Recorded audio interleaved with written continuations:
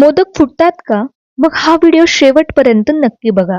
नमस्कार, मी गौरी आणि आज मी तुमच्यासोबत परफेक्ट उकडीच्या मोदकांची रेसिपी शेअर करणार आहे.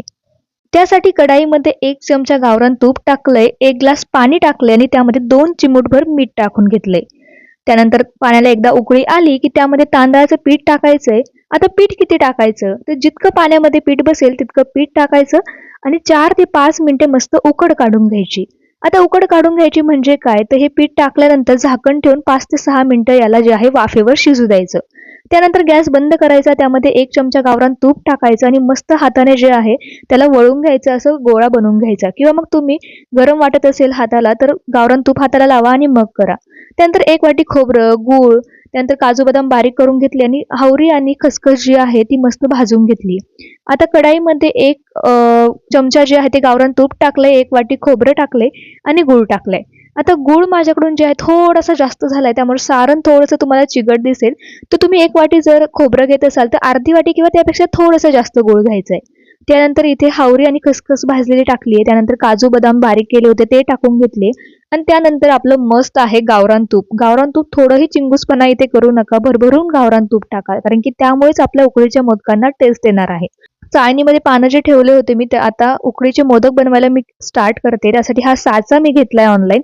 खूप सुंदर आहे आणि याचमुळे माझं उकडीचे मोदक बनवणं ना सोपं झालंय. आता या साच्यामुळे काय होतं ना, की खूप फास्टमध्ये आपण हे मोदक बनवू शकतो आणि शेप इतका सुंदर येतो ना, की विषयच नाही. आता मी हा साचा जो आहे तो फक्त ₹20 घेतलाय ऑनलाईन. ₹60 3 साचे भेटतात आपल्याला. एक सगळ्यात मोठा, एक मीडियम आणि हा सगळ्यात छोटावाला साचा आहे. तुम्ही मोठा साचा सुद्धा वापरू शकता. खूप छान मोदक त्याने होतात. तर तुम्हाला याची लिंक हवी असेल ना साच्याची तर कमेंट नक्की करा. कारण की खूप वर्थ इट प्रोडक्ट आहे हे. फक्त ₹20 एक साचा आपल्याला भेटतोय. त्यानंतर जे आहे ते कढाईमध्ये पाणी गरम करायला ठेवलं होतं. त्यावर ही चाळण ठेवून द्यायची आणि पुन्हा एकदा त्यावरून झाकण ठेवून द्यायचंय. आता 10 ते 12 मिनिटं मस्त याची उकड काढून घ्यायची. म्हणजे मस्त उकडून घ्यायचे हे आणि चाळणीच्या खाली पाणी पाहिजे एवढं लक्षात ठेवा. चाळणीमध्ये पाणी जायला नको. त्यानंतर काढून घेतले मोदक खाली आणि आपले सुंदर असे मोदक तयार झाले. आता मेन पार्ट तर राहिला म्हणजेच तूप.